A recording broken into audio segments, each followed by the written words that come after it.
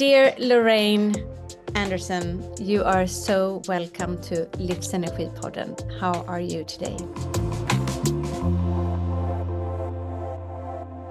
I'm good. Thank you. Thank you for having me. I'm very, very excited. I'm a big fan of many things Swedish, so I'm looking forward to today's interview.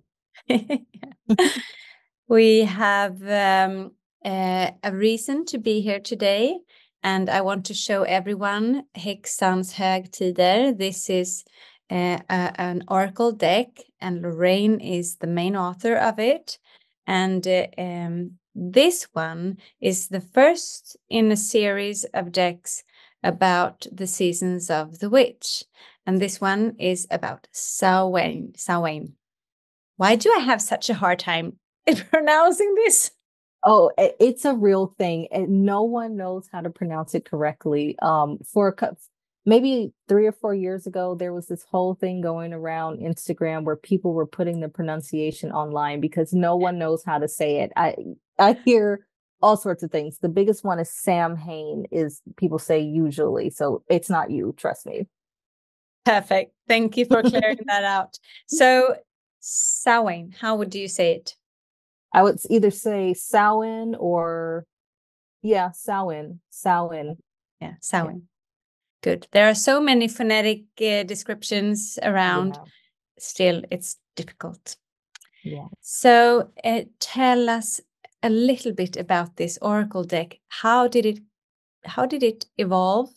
Where did it come from? And what need did you see in the market? Oh, this is going to be fun. I don't even know if we talked about this last time.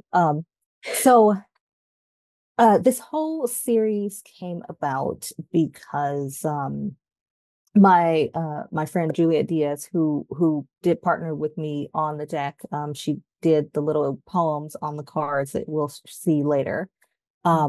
We were just kind of like gabbing on the phone. I don't even remember what we were talking about, but somehow we got on the subject of us both like having this dream of writing an oracle deck.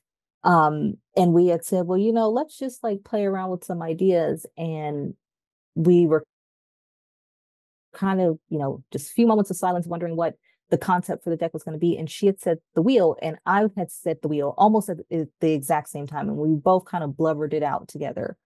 And I was thinking the wheel of the year. And when we started really thinking about it, we were thinking, how are we going to conceptualize this in the deck? And I started thinking, the wheel of the year is always jumbled together into one thing, even though there's 8 separate days that the wheel of the year consists of. At the time, people were always just kind of smashing them together. And they're very different energies. Fall is very different from winter and very different from summer. They all have their unique energy that I felt was being overlooked. And at the time, I'm still really into like paranormal romance books and like sci-fi romance books. And a lot of those series have, in some cases, like 30, 35 books in a series. So I thought, if we can do a book series like this, maybe we can do an oracle series like this. And what if we do 8 different oracle decks? And that was really the start of it. We knew it was ambitious, but we also knew that there was no other project like it. I have never seen another oracle deck series prior to that point. And we knew that the Wheel of the Year was popular, but a lot of people didn't really understand how each day worked with one another or how each day had its own energy. So we really felt there was a hole in the market that way, and that, we could fill it. We had a great idea and we thought it was brilliant, and the Seasons of the Witch was born. And this is the absolute first one. And I tend to call it the most potent deck. Someone told me, and I think that it's filled with a lot of energies that you had when you wanted to create the first deck. Yeah, I would agree with that. That's why I kind of chuckled when you said it was the most potent one, because I think, this deck really did introduce the entire series. When it first came out, for a couple of years, even sometimes today, people don't know or realize that it's fully a series. So there was so much energy behind this one.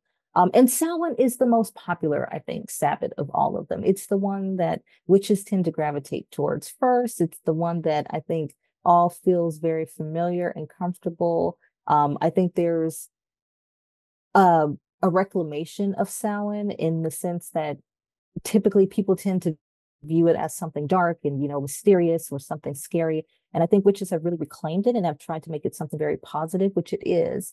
And you can feel all of that energy in this deck, not just from us as creators, but I think just the community took it and ran with it and made it such a beautiful thing. So there's so much gratitude that we have around this deck, and just for so many people that have been willing to accept this deck as a part of their practice.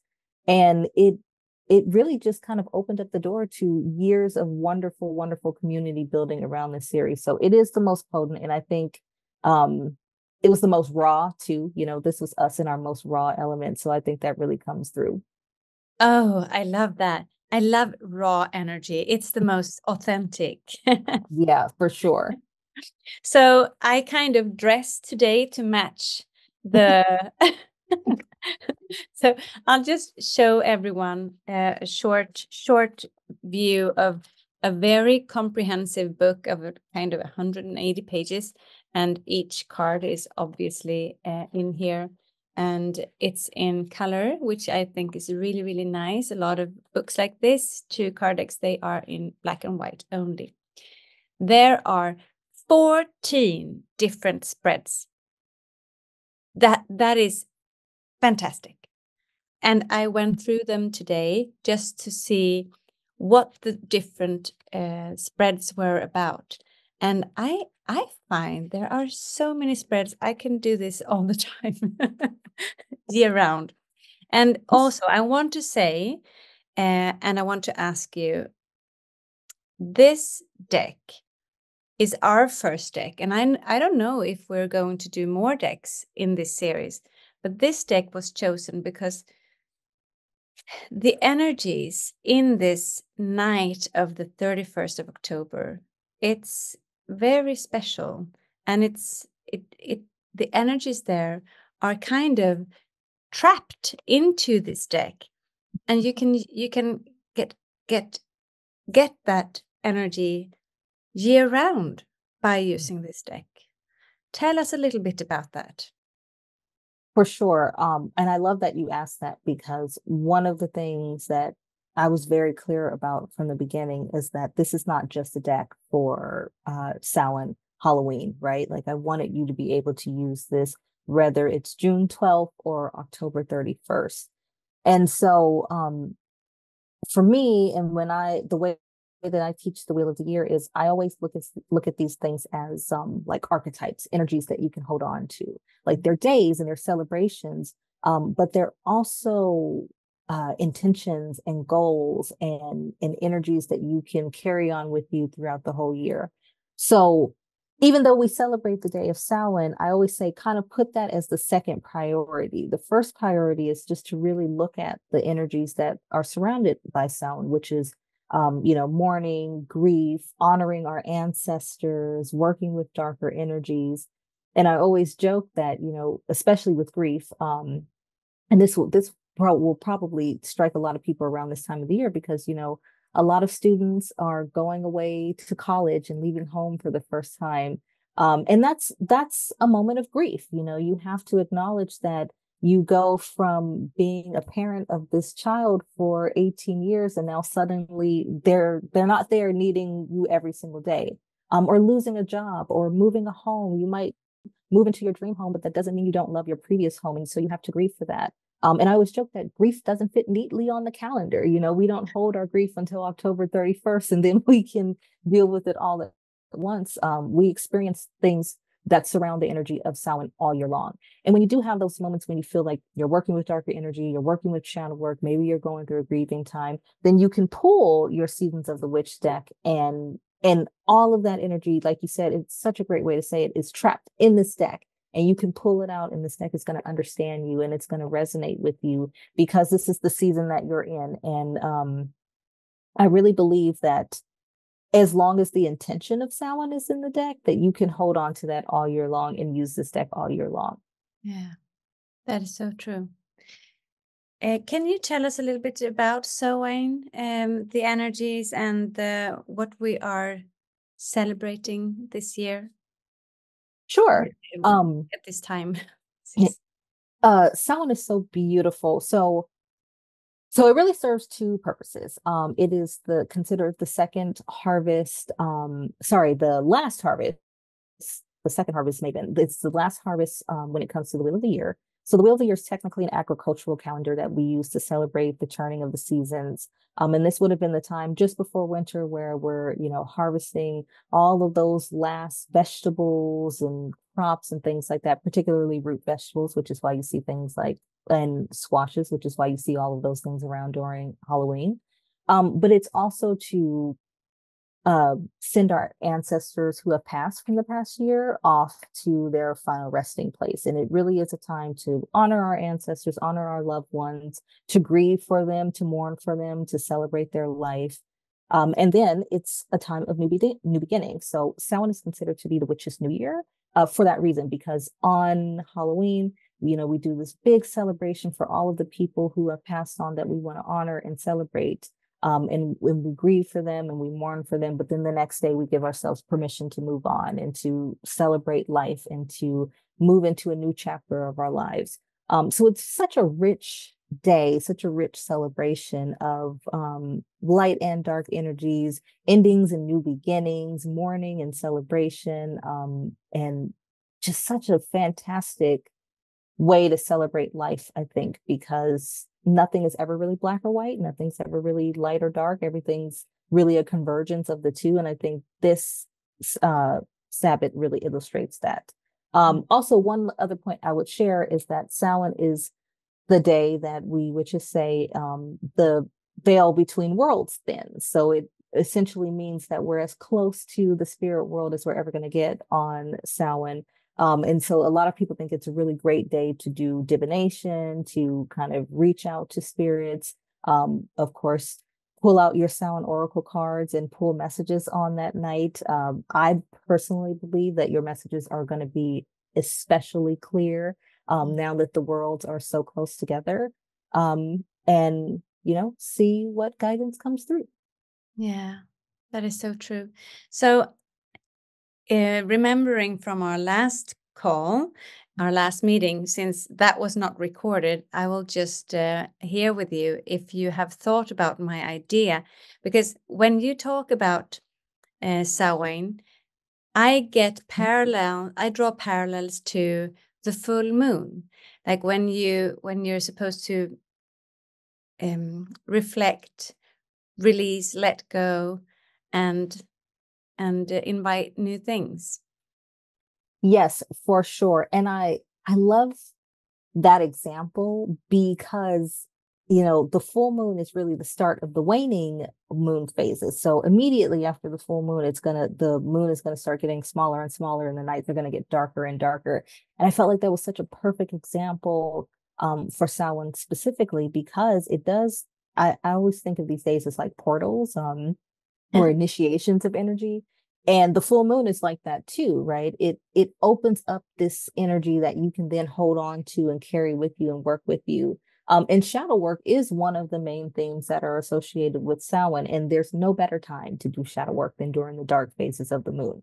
So it really is a perfect alignment to see Samhain associated with the full moon, and then, moving into those darker energies and letting yourself experience the coziness of dark days of winter.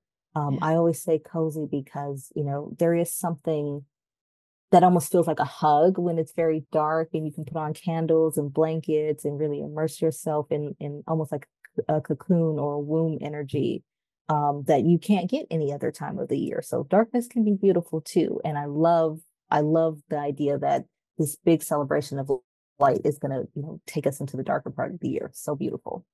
It is very beautiful, especially when you describe it like that. So I totally agree with you about fall season.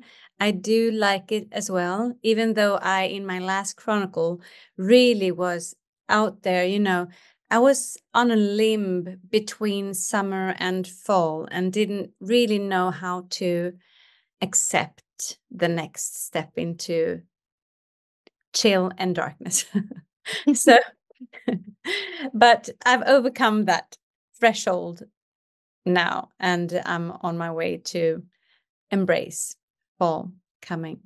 Yeah. Well, that's really the beauty of these decks, right? That like that's why they're called Seasons of the Witch, and that's why you can use them any time of the year. What I like to say is that you have calendar seasons, like you have fall, winter, summer, and spring. And you have personal seasons, right? And your season, your personal season, you might be a summer season in fall. You might be experiencing a summer season in your life that occurs in fall. And sometimes it feels like you can't let go of one season and move on to the other, but it's just because your spirit isn't in the season to do that. So I always say, like, honor the season you're in, and then when you find yourself in a fall like season in the middle of the spring, grab your Seasons of the Witch, Samhain, and it will help you through it.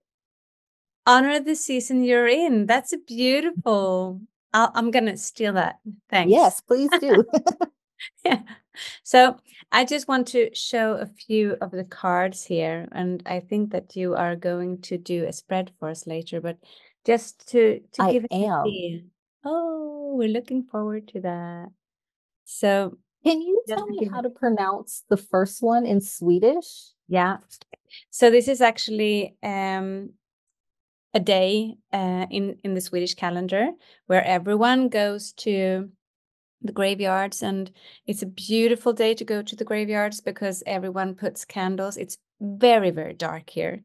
It's like black, midnight black, from perhaps 5 in the afternoon until 10 in the morning, kind of. Oh, wow. Well, a bit exaggerated, but still. So it's called Alla helgona afton. Alla helgona afton. Oh my goodness. Or All Saints Eve. Alla helgona afton. Oh, that's Alla beautiful. helgons afton. That's my favorite card of Tell the us entire about it. deck. That's why I wanted to know how to pronounce it, because Yeah. Okay. oh So man, you will have to take this piece out and repeat and pronounce. So go after me. Alla Alla helgona helgona afton. afton. Yeah. So Alla afton is Eve. okay, afton. Alla helgona afton. Very good. You're like a queen. Oh, Yeah. yay! Oh, I love that. That's so beautiful. Yeah. Let So me tell us about this card. Why is this your favorite? So, so the translation in English for this one is All Hallows Eve. That's the way that it looks. Which is basically, it's essentially the same, right? Halloween, Samhain is also All Saints Eve for us too. We just tend to call it either All Hallows Eve or Halloween. And I love this card because it's so mysterious. Like her hair blowing in the wind. She's in this moody, I'm assuming woodland like place. The trees almost even look like they're forming windows or arches. And I think it's dark and mysterious, but it's so peaceful. She doesn't seem like she's afraid. She doesn't seem like she's lost. She just feels like she's having a moment of peace and bliss out to herself, perhaps a quiet moment to say goodbye to a loved one, or a quiet moment to connect with a loved one. And I just imagine, she's gone out in the woods sometime at midnight to just celebrate this night and just let it wash over her, and she's letting the wind blow in her hair, and she's making no effort to change anything, and it just feels so peaceful. I've always looked at this image and thought it was so peaceful. Yeah. And also too, I imagine she must be hearing some very wonderful sounds on the wind. I always think that the wind carries messages. If you listen intently, that you can hear your ancestors speaking to you or the earth speaking to you. And I imagine she's getting some really potent messages. Yeah. Wow, I love this card. I love this card so much. But thank you for sharing your personal view. That was really nice. Yes. Thank you. Yeah. Thank you for listening, because it is it is one of my absolute favorite things. And I think actually I'll still share a little story. When I was little, I've always had very vivid dreams, always. But when I was maybe 10 or 11, I had this dream about my house, and it was my house, but it was different. And in the dream, people kept telling me about All Hallows Eve, and I had no idea what it was at the time. You know, I had just known it as Halloween. I didn't know anything else. And I always thought this dream was strange because I was meeting all of these different people in the dream, and I never forgot it. Um, and so I kept remembering that term, All Hallows Eve. And then later on, once I started working with these energies in the Wheel of the Year, and someone told me that someone was called All Hallows Eve, I couldn't believe it. I almost like it just felt like a moment of pure alignment. There was no reason for me to have dreamed about this term. There was no reason for me to have known it. It's like someone just sent it to me from the spirit world, and I held on to it all of these years. So when I heard that that was what Samhain was, it just clicked into place. Like it just felt like my spirit was holding on to this piece until the right moment, and I found it.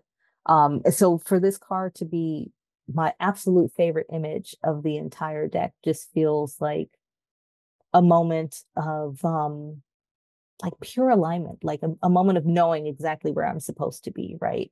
I can So yeah, imagine when you put everything to place like a jigsaw puzzle. yeah, that's exactly what it is. It's just like having like a jigsaw puzzle, and you're holding on to that last piece, and you put it in, and suddenly you have the whole picture. Yeah. And this deck has changed my life. You know, I've gone on to do so many, a million amazing things. So yeah, I guess spirit had been talking to me for a very long time. I guess so. Do you want to share a little bit about how you found witchery and spirituality, just to so that we can get to know your soul story Yes. a bit? Okay. Yes. So in a sense, I think it was always there. I now looking back on it in retrospect, I realize my family have always been very witchy and spiritual. The we may not have called it that. I think we called it superstitious, but they've always been like very intuitive. My mom has always had this eerie way of knowing when someone was pregnant, like very eerily before anyone else knows. And my grandmother was very spiritual. So in a sense, I think it's always been there, but I didn't really come into it until many years later when I was working in a fashion company. Um, and at the time, I had really started getting into spiritual books and like the law of attraction and all of these things. And my company closed down. It was a startup, and our funding got pulled. And up until this point, I had been working with the law of attraction, working with herbs, working with aromatherapy, working with all of these things. And I said to myself, you know, I have some savings. I'm going to really like take some time and find a job that brings together my hobbies and my work experience. And I remember, was this the story I gave last time? I can't remember. Oh, a little bit different. Yeah. Okay. Um, and I remember I I found this ad, and it was so vague. I think it had like three sentences on it for a job listing. And I said, I don't know what this is, but I just feel like I'm gonna send my resume and see what happens. And maybe the next day, the woman of this company writes back to me, and she says, oh my God, I have to meet you. Can we do an interview? And I say, sure. And I go to do the interview, and, you know, right out the gate, she goes, I'm a witch. And I went, oh, okay.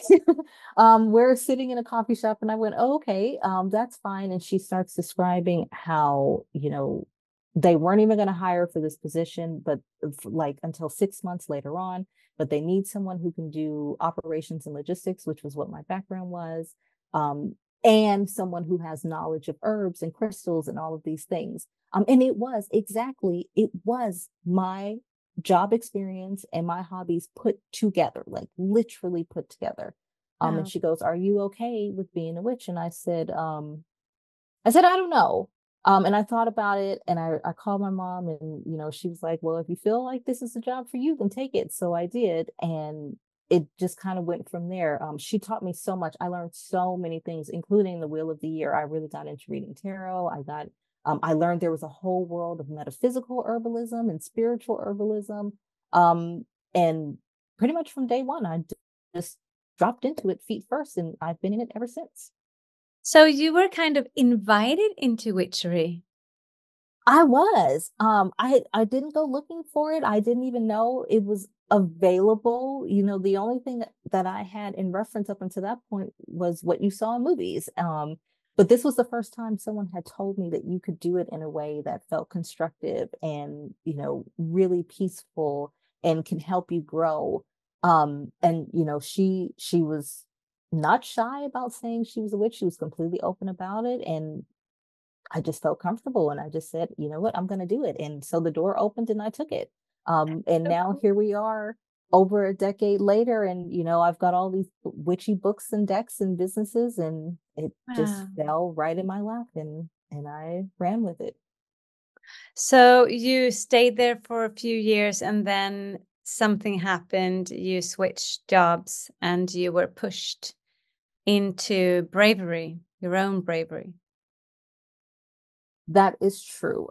Okay, so I actually didn't stay there for very long. I loved the concept of it, but it ended up being not as supportive as I thought in the long term. Um, and up until that point, I had been making like apothecary products, like beauty products, homemade things for my friends and family for years. And they kept saying, you know, you should really make this into a business. You should start something of your own. And I was just too afraid to do it. I just didn't want to bet on myself. I didn't feel like I was capable of doing it.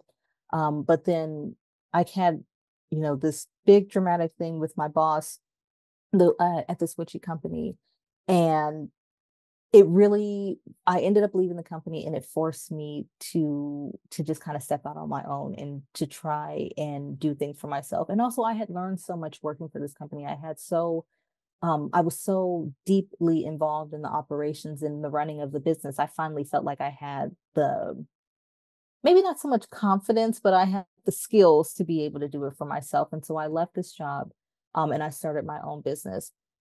But I don't think I shared this with you last time. For a full year after I left this career, I just started an apothecary business. It wasn't witchy at all. It didn't have anything to do with witchcraft.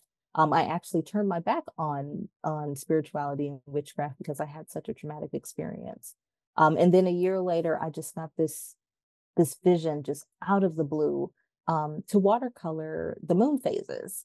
And I just sat down and I started painting the moon phases, and it was just like, you should make a moon-based apothecary business. So I went from being completely anti-spiritual for a year to all of a sudden saying, I'm going to make a moon-based apothecary business. And I didn't tell anyone about it. I kept it very quiet. I worked on this business for a month.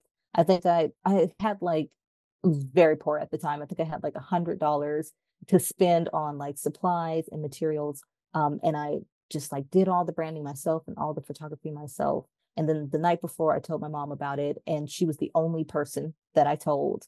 But the next day, I had orders. I had so many orders on the very first day of opening my doors. And that business eventually is what led to me writing these books. Is I used to give tarot readings in that business aside from apothecary products, and it really just opened up the door for me to become an oracle deck author. That is fantastic. I mean, you are hell of a multitasking, creative writer, um, organizer, operations, logistics. You're so broad. Yeah, I definitely have I have a lot of interests, but I also think that, for one, I think that a purpose is not static. I don't think that you ever just have one purpose and that's it for the entirety of your life. I believe things grow and evolve. And even though it feels like all of these things are completely mismatched and don't go together, I believe I've been gathering little bits here and there to become exactly who I've become. Like all of my experience and all of these different things have allowed me to create something for myself that is uniquely my own and that lets me tell my own story and message. And lets people resonate with that. I find there are so many people who resonate with parts of my story when I'm brave enough to share it, which isn't always. And I think, you know, if ever there was the most important message I can share with someone, it's just like, be true to yourself, because there is so much you can give to the world if only you allow yourself to do it. And if you don't look at, you know, how are these things different, you just look at how you can bring them together and make something that is uniquely alchemically your own. And that really is where you can thrive and where you can find your purpose and where you can be successful, I believe. It's just by being yourself. Yeah, I totally agree with you. So when you said you kind of, or you stepped over, you know, you took the invitation and became a witch kind of overnight. So what is a witch to you? How would you describe that? Even though you said you put some words around it to just, you know, it was welcoming and it was nice, but what is a witch to you? You know, I think about this a lot, actually. And Yeah. I think that most importantly, it's about being authentic, about listening to yourself. It's about acknowledging that everyone is different and everyone resonates with things differently. Yes, it's about working with the earth and working with plants and animals and perhaps doing spells and all of that. But really, I think it's about listening and turning inward and asking yourself, what do I need to feel good? What do I need to feel happy? What do I need to let go of? What's causing me pain and grief? And we do all of these other things, these spells and pull cards and work with energies and all of that stuff so that we can heal and so that we can thrive. Mm. So ultimately, it's about awareness, I believe, and knowing that everyone's going to experience life differently, and you have to experience life in the best way that you know how, and being brave enough to go inside and kind of figure out what that is. Mm. So in more simpler terms, I would say being a witch is being connected with your higher self and knowing that it's guiding you every step of the way when you are quiet enough to listen to it, Yeah. and ignore all of the outside world. It's really just about what's in here that counts. And there is no right or wrong way to be a witch. I really want to emphasize that there's no right or wrong way to be a witch. I always say that I'm 50% spiritual, 25% witch, and 25% religious, because to me, all of those things are the same, and all of those things are telling the same message. They're just going about it in a different way. Um, so some days being a witch means saying affirmations and holding crystals. Other days it means doing a spell and pulling oracle cards. And some days it just means drinking my absolute favorite warm drink in my favorite mug and watching the rain go down. Mm. It's a little bit different every day, and I think that is welcome, at least in my view. Yeah. Thank you. I think I like your explanation of the witch. It's a discussed thing, and we have people in our audience that don't resonate with the term witch, or häxa in Swedish. And I think a lot of past, uh, how do you say, a past ideas around witchery is still present, unfortunately. Yeah. So yeah, but you and Juliet and Giara Rose, who is the illustrator to this fantastic deck, you are ambassadors for moving this, transcend this idea of witchery to something that has to do with inner growth. Yeah. Well, I Thank hope you. so. I Mm. hope so, because it is unfortunate that there is so much negativity still around witchcraft. I really believe that, if you can just put prejudice aside for just a second and see what it really is, it's no different than buying a self-growth book or self-development book. It really is the same thing. We just do self-development with herbs and animals and with the seasons, and we have a deep connection to nature that is really so beautiful. It is like spiritual environmentalism almost. It's digging deep and seeing how do we save ourselves from the inside out. And I hope that we're doing our part to move things forward. And even look at us three. You know, we are all very, very different, but we have found a way to come together and tell a very similar story of how working with these things have made us feel so good. It Yeah. doesn't really matter what your background is. You can come from all different walks of life and find some way to resonate in the idea of personal growth. So I hope that that is inspirational and that people see that, you know, regardless, witchery is going to look different for everyone. You know, you might love your witchy folk clothes, or you might like designer clothes, or you might like no clothes at all. I don't know. Um, but it doesn't matter how you look or where you come from. It all that matters is that you feel good when you get to your destination. Yeah. Yes. About being broad, Mhm. we talked about that. You are not just a witch. I mean, I've read your, I've Googled you, and I know that you are also a good astrologer. Mhm. Yeah. So what else? What else do you have? Um, okay, so I am an astrologer. I don't advertise it as much, but I love astrology. I probably love astrology more than witchcraft, honestly, because I think it's so oh, it's just so rich. There's so much. You can learn so much about a person. And I always joke that we can't even be friends until I see your astrological chart. Like I have to know all of your celestial DNA. But apart from that, I am obviously a tarot and oracle reader. Um, I do consider myself a bit of an expert because I'm like so deeply involved in reading tarot and oracle decks. I am an herbalist. I am an astro herbalist. I have astro herbalism training, which is basically how to use herbs to enhance your zodiac sign. So how to use herbs in a way that is evolutionary as it relates to your zodiac sign. Um, I am I am a writer. I am an author. I think I'm probably more an author than anything else. I love writing. Yeah. I write books in addition to oracle decks. So I'm a lot of things. I am well rounded, and that's just in my professional life. In my personal life, I can give you a whole laundry list of other things. But I kind of just let things come to me when they come, and I try not to dismiss them because if I feel interested in them, I assume that there must be a reason. And I think that in and of itself is being witchy and spiritual, is just letting the universe speak to you and taking it and run with it. Mm. Um, so yeah, I do many different things, and to me, witchcraft and spirituality is involved in all of those things. Yeah, it is. Um, so I think you're very interesting as a person because you know so many things. And to me, astrology is very complicated. I have a hard time wrapping my head around it. So I listen to everyone else and figure whatever needs to come to me, it will come to me. But I find it very interesting.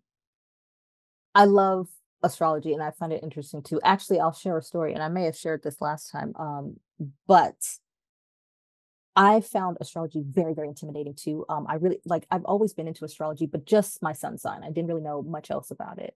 But I wanted to learn more, and I knew there was so much more to learn. But I remember picking up a book, I think it was by Jan Spiller, and I looked at it and I just got so overwhelmed. And I was like, no, I'm going to close this book and like set it down. And not too long after that, I went to get a coffee reading, which is just like having your tea leaves read, but with coffee. Um, and the woman, Samira, I remember I had not told her anything about astrology at all. We hadn't talked about it, we hadn't discussed it.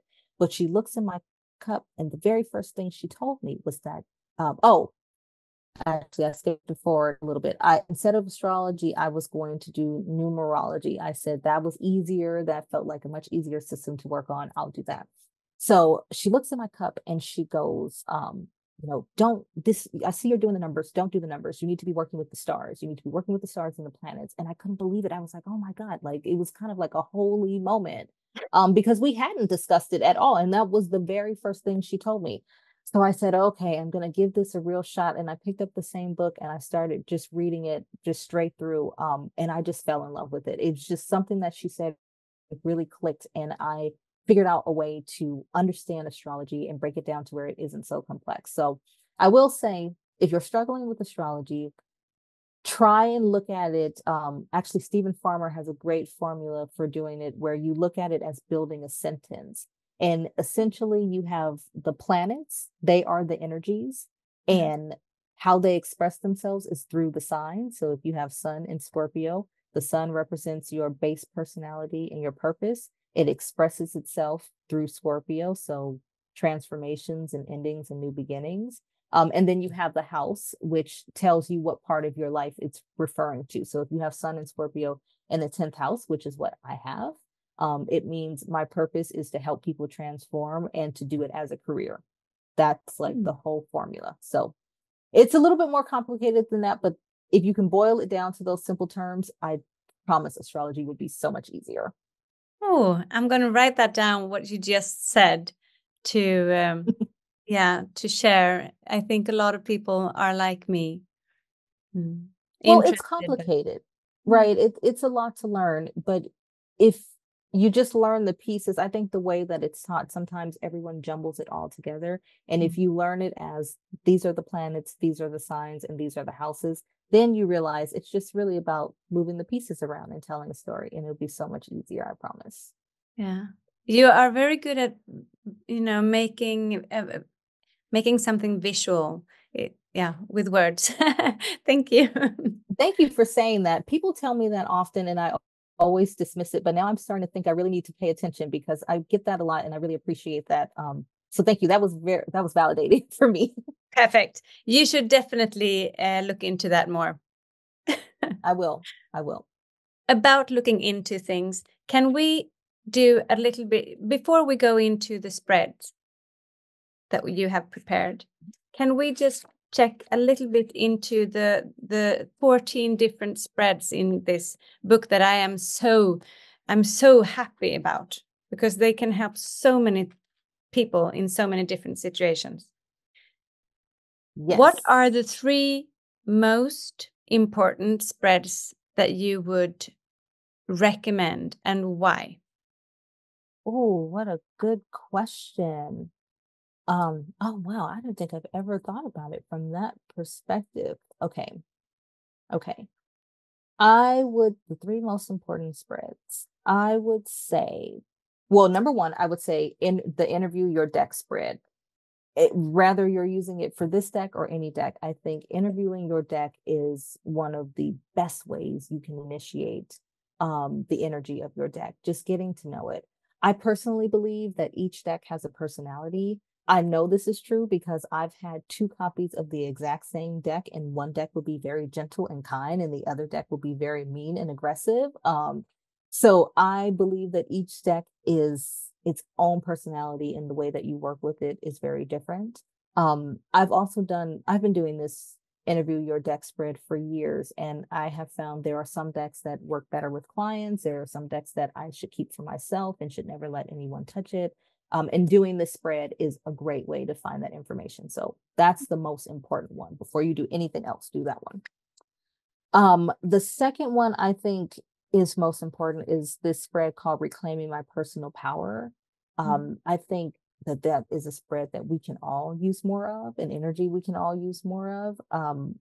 And not even in the sense that you're doing something wrong, but we interact with so many people throughout the day, and we don't realize that we give away a lot of our power in little interactions. Sometimes, we hold something back that we should have said, or we allow someone to maybe take a little bit more advantage of us than we should. A great example, the other day I went to the store and the clerk overcharged me, and I didn't say anything. I just went on about my way. And that was a little moment of me giving my personal power away, of not speaking up for myself. And we don't realize how often we do that. But this spread will help you learn that. So I think doing this Reclaiming My Power spread, probably monthly, is a really good idea to just check in with yourself and see, how can I love myself a little bit more? How can I free myself a little bit more? And then I would say the Rotten Apple spread, which is a protection spread. I looked at that today and I figured this one is special. Yeah, I think so, because protection is so key. That's the one thing that I feel like in terms of witchery, I never put a lot of energy into, which I think was a mistake. I wish I had learned earlier on how to just protect my energy more. And I've been doing it more in recent years. And now looking at this spread again, I think this one is so, so beneficial just to know, like what do I need to protect myself from today? And it doesn't, I'm not suggesting that someone's cursing you or anything like that, but just sometimes you have to protect yourself from yourself.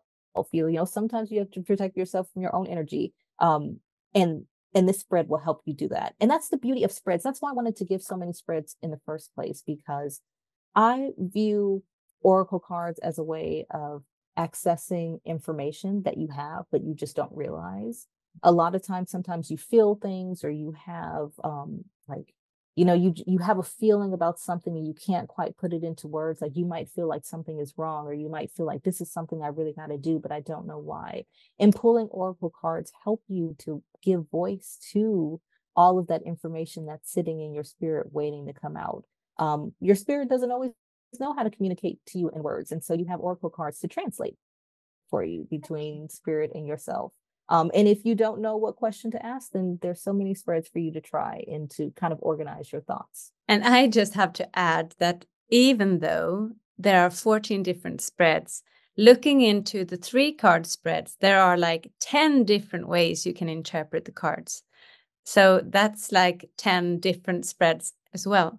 So yeah, plenty. Yeah, that's true. There's plenty to go from. I love oracle spreads, and I also find that if you're a beginner, if you don't really use oracle cards, or you haven't in the past, having spreads is so helpful in the beginning of your journey. It was for me, certainly. So that's always been something that's very important to me, to put as many spreads in a deck as I can. So you will always, in any of my decks, you will always find many spreads. Okay. Should we do the reading? Yes, indeed. I did today's theme, blessing and obstacle. Okay, so let me pull these out, and I'm just gonna shuffle them. So, Theme of the day, the blessing and the obstacle. yes. Okay, so we have today's theme, which is the elements. Let me see. Yeah. The number is 16. So number 16, the elements. I will show people when you're speaking. And then we have here. Is it elementen? Yes. Yay, Elementen. So it's elements in plural. One element, 2 elementen. Elementen. Funny enough, I had started learning Swedish a few years ago, and I have to get back to it because I really want to know. I had my DNA tested a couple of times. And Swedish specifically didn't pop up, but Norwegian did. And I just felt more aligned with Swedish culture. So I said, I'm going to learn Swedish. So it is so funny. Things to Learning do. Swedish is like remote for most of the world. Well, yeah, but I love like cold weather, and I love that part of the world. Just like anywhere in Northern Europe, Iceland, Greenland. I mean, to me, that just feels like a place that I would feel really comfortable in. I know every time I say it, people think it's crazy because it's cold and dark. And I'm just like, that's what I enjoy. I don't like hot weather. I like the cold. But the funny thing is, you're located in Los Angeles, right? This is true. With the Indian summer. So yes, this is true. Dreaming about the cold. I do live in Los Angeles, and it does get hot here, but my soul is in the cold. My favorite place that I've ever been to so far is Alaska, and it was freezing, and I loved it. Just the cold wind and air. It was gorgeous. It was so beautiful. I don't know. It's just something about the cold weather that really resonates with me deeply. So anyway. I can see it, but I don't feel it because I'm the total opposite. Really? Yeah. Oh, well, most of the world is. I'm just the weirdo who loves the cold weather. I feel most of the world prefers the heat. Well, Yeah. okay. So today's blessing this way is cauldron. So this is number 10. Yeah. And then the last card, the challenge. No, this is 10. Yes. Yes. Skitten. And then the last card is the challenge, wrong way, is frog, number 17. Yeah. I like this one. I do too. I really like this one a lot. You know what I love about frog specifically is that the frog is so subtle, like it's very small in the picture, so you really have to work hard to see it. Yeah. Which I appreciate because there's so many different things in an oracle card that you can pull out to help you with your interpretation. And so having to study and find those symbols really forces you to like meditate on the card and figure out what it is it's trying to say. I love this one. Yeah. Okay, so today's theme is elements. I pulled elements, and this card is about getting back to the basics, getting back to the foundation of things.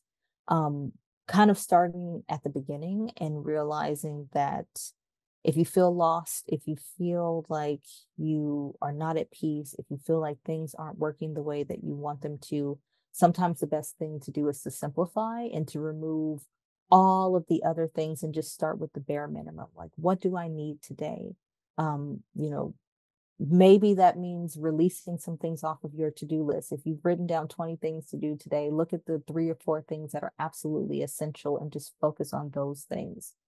If you are struggling with your spiritual practice, maybe just looking at 2 things, you know, instead of working with the moon signs and astrology and herbalism and crystals and all of those things, maybe just pick 2 of those things that really resonate with you, and allow that to be enough. Allow whatever you can give for today to be enough. Um, Actually, just last week, someone had asked me, you know, how do you go about being authentic?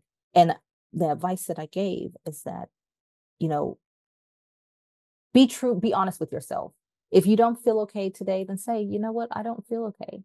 I'm not in a good place. If you really like something, let yourself like it. You know, don't give yourself reasons for why you shouldn't like it or why it's wrong to like it. Just let it be what it is. If you don't like something, you know, be okay with saying, I really don't enjoy this. And letting that be okay. Those are the very foundational things that I think make up authenticity, is just allowing yourself to kind of be with the bare minimum of things and letting that be enough. So my advice today is to just only take what you need from today and let the rest go. Unless it's absolutely necessary for you to do, cross it off your to-do list and that'll be okay. The second card, which was today's blessing, is cauldron. And this card is about transformation, alchemy. We look at the cauldron as a symbol of transformation because it's a vessel that you're putting all of these things in that started as one thing and are going to transform into something else. The same way where you cook a recipe, right? You have all of these raw ingredients, and by themselves, they may seem remarkable or unremarkable, rather. And then you put them in, you cook them down, and they turn into this wonderful dish that connects people and is comforting or is nostalgic. So kind of what I was saying earlier, when you asked me about having all of these different things that I enjoy, that really was my alchemical process, me putting everything that I've learned over my life in a cauldron and boiling it down and creating the Lorraine that you know today. And you're going to do this many, many times over your life, but specifically today, try to learn to live in the gray area. Like, try to learn to let things converge and to see what their similarities are and to see how you can bring them together in a way that makes sense rather than looking at how they're different. Sometimes things only feel different until you find that one little thread where you can connect the dots, and then suddenly it all clicks into place and you're like, you know what? I don't know what ant farming and divination have to do with each other, but I found a way to make it work. I'm not an ant farmer, but that is just my favorite example. So yeah, don't dismiss your desires when you have them. Just see if you can find a way to find a pattern that connects many dots for you. It's like putting together a puzzle. It really is. When you pull a puzzle out of the box, none of the pieces look like they go together. They all look like they're never going to tell a big picture, but you just put one little piece at a time, and slowly, bit by bit, the whole picture reveals itself. Yeah. And then, okay, so today's challenge is Frog 17. This is a card of transformation, but it's really more about serenity. It's about being at peace and realizing that, how do I put it? I always say people tend to think that being at peace means that nothing bad happens, right? You've gotten to a point to where nothing ever disrupts you. I find a lot of people come to witchcraft with that too, thinking that, I'm going to do these spells and suddenly everything's going to be okay, or I'm going to make $1 million, or everything's going to be easy. And that's not what peace means. Peace means being okay despite there being chaos or despite there being challenges, knowing that you'll come out of something okay and that somehow you will be supported and taken care of. So that's the energy of this card. And that is your challenge, is to know that you have to learn how to stay grounded and stable and at peace, even when it feels like things are falling apart. You are supported and you are nourished. You just have to believe that you are. Yeah. Fantastic. Thank you for that spread of the theme of the day, the blessing, and the obstacle. You are very welcome. So there will be many more readings in this deck, I am sure. So I wanted to ask you, since Samhain is coming up very soon, around the launch, just after the launch of this deck in Swedish, what is your personal favorite ritual for Samhain? I think my favorite ritual, and it's a very simple ritual, but I've been doing it for a very long time, is there's a tradition of putting a candle in the window on Samhain. And it's supposed to light the way for your ancestors so that they can find their way back to your home. I love that idea. I think it's so beautiful, of just being a beacon in the darkness for an ancestor who just needs to find a moment of comfort. So I've been doing that for years and years and years, and it is my favorite way to observe Samhain. And I also sometimes put out a dish of food, not every year, but I do like to do that too. I like the idea of that, when my loved ones come back to my house, they have a warm meal to greet them, and a little bit of light to light their way. I think it's so easy. It doesn't require very much, but it is very sweet and endearing. And it's the intention, right? Right. That's right. I happen to know that you are a candle lover, and I am too. That's the best part with the fall in Sweden. It gets darker.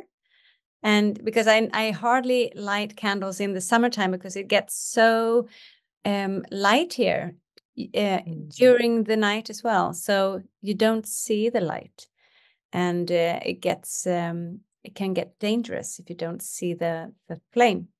So when the fall comes, I bundle up with many different candles in my home and never eat a dinner without candles. Oh, I love that, actually. That's beautiful. I love candles. I have candles burning all the time. I know you just said that it's dangerous to have them during the light time, but I burn candles all day long, like during the night, during the morning. I have a candle burning right now, as a matter of fact, and it's only 10 o'clock in the morning here in Los Angeles. I just think they're so cozy. They're just like warm and comforting. I also love making candles. I'm really great at making candles, so I make them all the time. And I just love walking into a room and like smelling the scent of a candle. They're just, I don't know, they just really speak to my soul. Candles and coffee. You put herbs in the candles? I do. I put I really love to come up with creative ways to decorate candles. So each candle is a little bit different. I used to make a Seasons of the Witch candle where I put real moss in it and different herbs, in black tea. I have another candle, which is intended to be a divination candle. And I found these like beads that look like crystal balls, and I just put them on top of the wax. So I love coming up with new ideas to top a candle with. Oh, that's nice. Like a cake almost. Kind of, yeah. It is like decorating cake. It's fun to be able to see how I can visually represent the energy of the candle on top. And then when it melts down, it goes through the candle. So then you have all of those herbs that are sending out their vibrations through the candle wax. I Here love we making have the candles. alchemy again. Yes, indeed. Indeed. This is what I mean. These things seem so unrelated, but you are the common denominator. So you find that there are ways that you're expressing yourself in the same way, just through different practices. And I absolutely love making candles. And it is me kind of being the alchemist. That's true. The thing is, I know that we are both candle lovers, and a few things more I took with me from our beautiful first encounter a week ago where the recording went missing. So from that chat that we had that was full of energy and love, I felt, you spoke so beautifully about one of our artists, musical artist and painter, and yeah, Painter. she's a multi-artist in my view, Jonna Jinton, up in the northeast part of Sweden. Tell us about your fascination with Jonna. I just love her so much. She is such an inspiration. She actually was a huge inspiration for a deck that came later in the series, Seasons of the Witch in bulk. A lot of uh I just watched so many of her videos, particularly her winter videos, and drew so much inspiration from that. But I just love, like, she's such a great example of someone who's just truly authentic to herself. She lives in this very remote place and she's totally okay with that. And she's found a way to express herself by connecting with her ancestral lands and painting and doing her silversmithing. And she just feels so authentic, and I really resonate with that. And she seems so sweet. I mean, I don't know her personally, but I just imagine she is the sweetest person in the world. Yeah.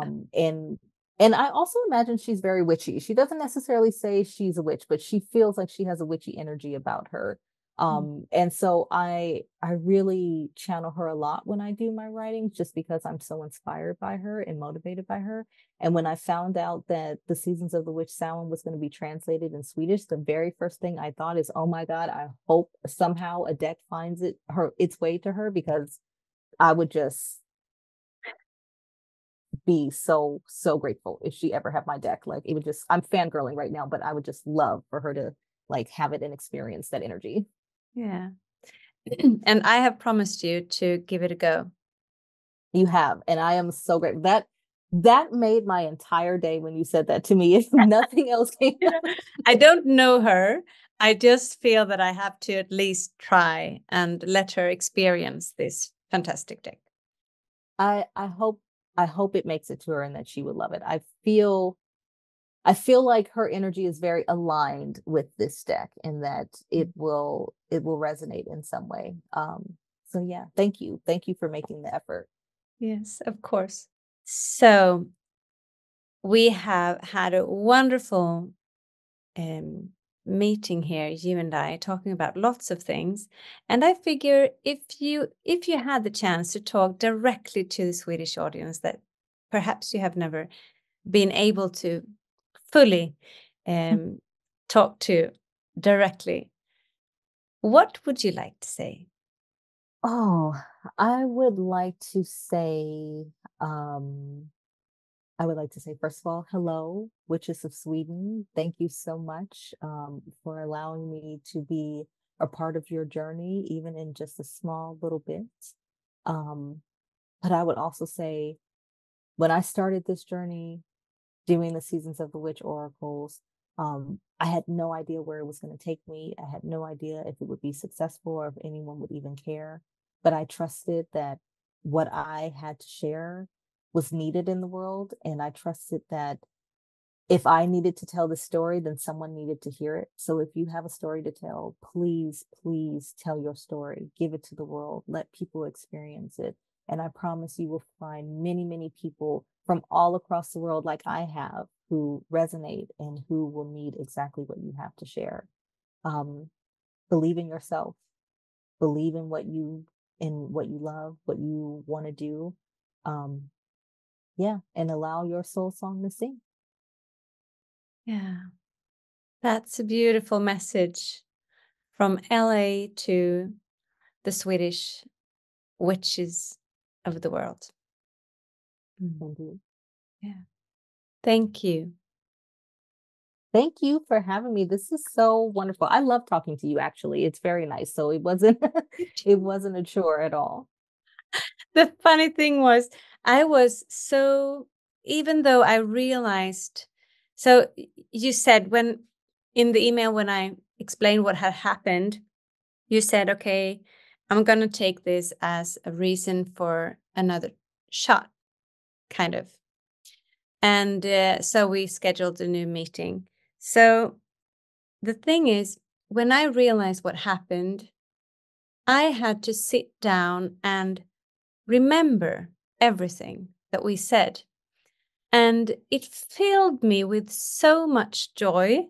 And I put the jigsaw during my writing the article. So I realized that there are so many things that we clicked so many times. And so I just had a wonderful experience writing that article in the same night after our meeting that it was lost. But it was really, it was embodied in me. That dialogue was embodied in me in a way that it would never have been if the recording was successful. That's beautiful. Yeah. It was beautiful for me too. Yeah. Well, it's just been so nice. We really do seem to click and resonate and align in so many different ways. And it is lovely talking to you. So I'm glad we got a chance to do it again, even if it was for a mistake. Yeah, it's just, sometimes you meet people and they just feel like so familiar, like you've known them for a long time. And I feel that way with you. Like, I feel like I know you already. That's actually what I put in the first line of the article. Oh, really? Yes. Oh, no. Wow. Sometimes you click faster with people than with others. That's just how it is. Yeah. Wow. Okay. Well, that feels really good. Yeah, it does. So thank you so much, Lorraine, for your time and for the deck and for everything magical that you give out to the world.